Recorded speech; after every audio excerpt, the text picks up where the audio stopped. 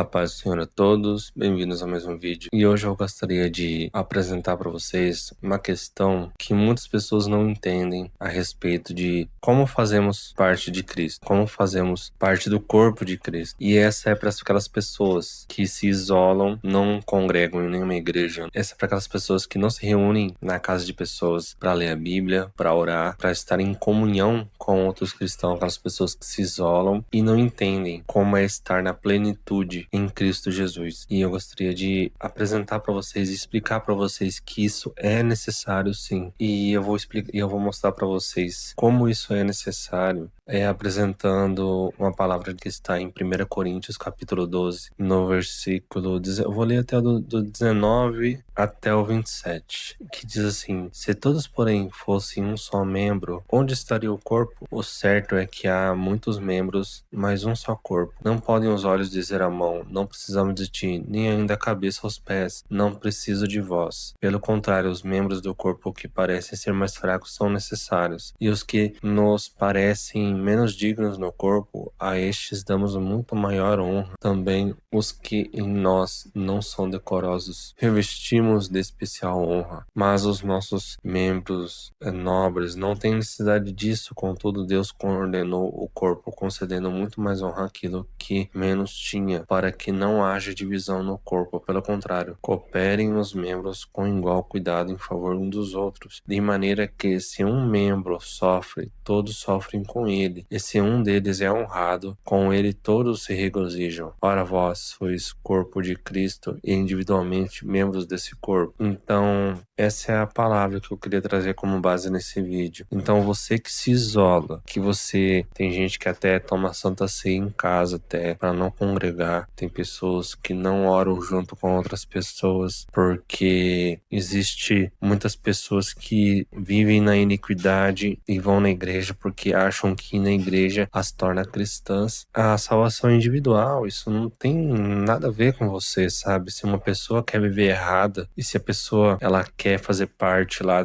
de uma congregação numa igreja específica e ela quer viver tudo errado, não pode fazer você abandonar a sua fé ali, deixar de se fortalecer mais no Senhor. Como o apóstolo Paulo falou aqui, se todos porém fossem um só membro, onde estaria o corpo? Então, quando você se isola, você é um membro do corpo de Cristo. Você você não está sendo a igreja. A igreja é quando você está em comunhão com os cristãos. Se você, na sua família, todos da sua família, com quem você mora ali, são cristãos, então são filhos de Deus, você está em comunhão com outros cristãos, sim. É recomendável que nós congreguemos em uma igreja, sabe? Uma igreja que tenha como base Cristo, nosso Salvador. E as pessoas estão cada vez mais se isolando e se isolando para ruim, porque o remanescente do Senhor, ele acaba se isolando de forma mais do que as outras pessoas, por causa de que o inimigo usa as pessoas que estão em volta para lançar setas, lançar dados inflamáveis, para que nos prejudiquem em todas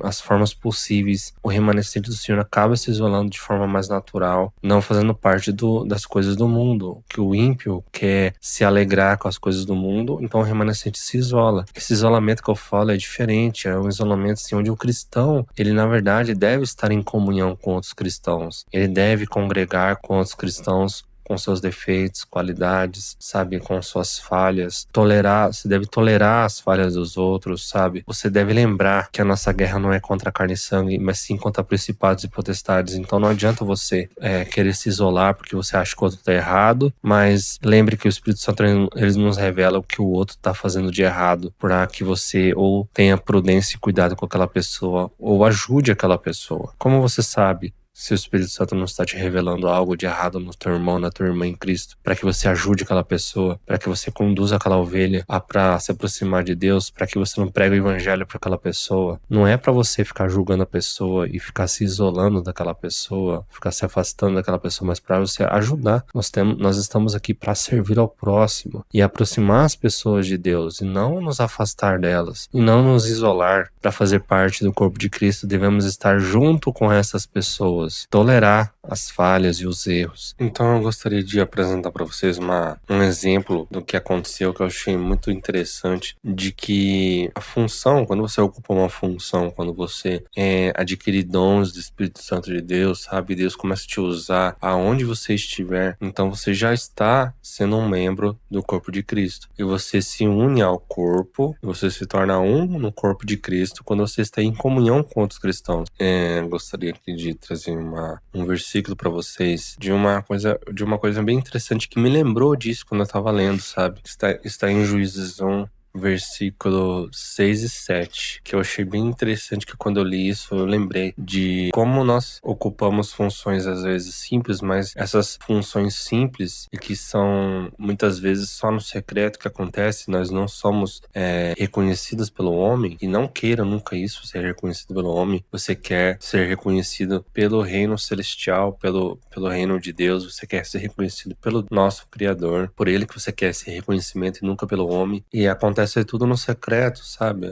Por exemplo, o intercessor, ele vai ter o seu ministério tudo no secreto, ele não vai ter um reconhecimento público igual, por exemplo, um evangelista num púlpito de igreja, sabe? São ministérios diferentes. Entendem que o ministério de um intercessor, por exemplo, pode ser menos vista pelo homem. Olha o tamanho da importância que é, porque existem intercessores de nações, existem intercessores de governos. Imagina o tamanho da importância desse membro do corpo de Cristo. Para vocês terem uma ideia, né? Eu li essa parte que está em Juízes 1, versículo 6 e 7, que diz assim: Porém Adoni-Bezeque fugiu, mas o seguiram, e prenderam-no, e cortaram-lhe os dedos, polegares das mãos e dos pés. Então disse Adoni-Bezeque: 70 reis com os dedos polegares das mãos e dos pés cortados apanhavam as migalhas debaixo da minha mesa. Assim como eu fiz, assim Deus me pagou. E levaram-no a Jerusalém e morreu ali. Então você vê que eles cortaram. Por que eles cortaram os dedões das mãos e dos pés? Dos pés porque a pessoa perde o equilíbrio, dos polegares das mãos para que dificulte para não pegar uma espada, para não, sabe, não manusear nenhuma ferramenta, assim. Você vê que um dedo polegar pode fazer uma grande diferença na vida de uma pessoa. Assim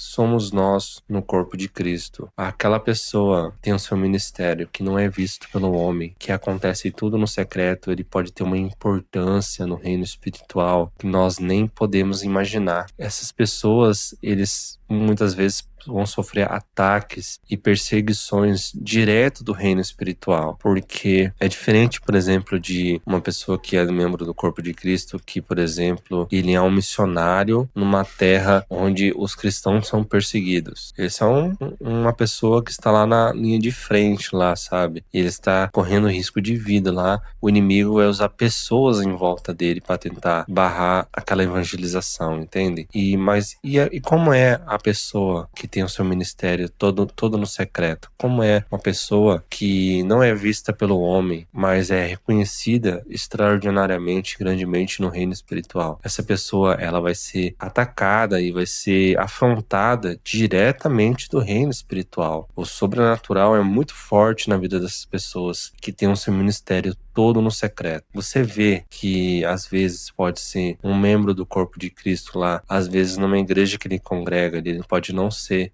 enxergado pelos líderes ali da igreja, mas ele tem um ministério tão importante e tão grandioso quanto um pastor que está ali no púlpito de igreja. Então você vê que você precisa estar em comunhão com outros cristãos para se tornar parte do corpo de Cristo, senão você só é um membro de Cristo, um membro só do corpo, mas você deve estar unido a este corpo. Era isso que eu queria explicar para vocês, que estão afastados de Deus, que você não está não está em comunhão com outros cristãos, você deve estar, porque assim você se fortalece muito mais no caminho de Cristo. Assim você se fortalece muito mais nesse trajeto, porque as orações em comunhão, elas são extremamente poderosas. Elas são muito mais poderosas. Se você acha que a sua oração sozinho já é muito poderosa, então imagina a sua oração junto com outros membros do corpo de Cristo. todos unidos ali, orando junto, louvando junto, lendo a Bíblia junto, aprendendo junto, adorando junto, louvando junto, é outro nível ali. Nós devemos estar unidos uns com os outros e tolerar as falhas um dos outros. É isso que eu queria trazer hoje, a palavra para vocês, que vocês compreendessem essa palavra e o quão importante ela é. Então, é essa a palavra de hoje. A paz do Senhor a todos. Fique com Deus. Até a próxima.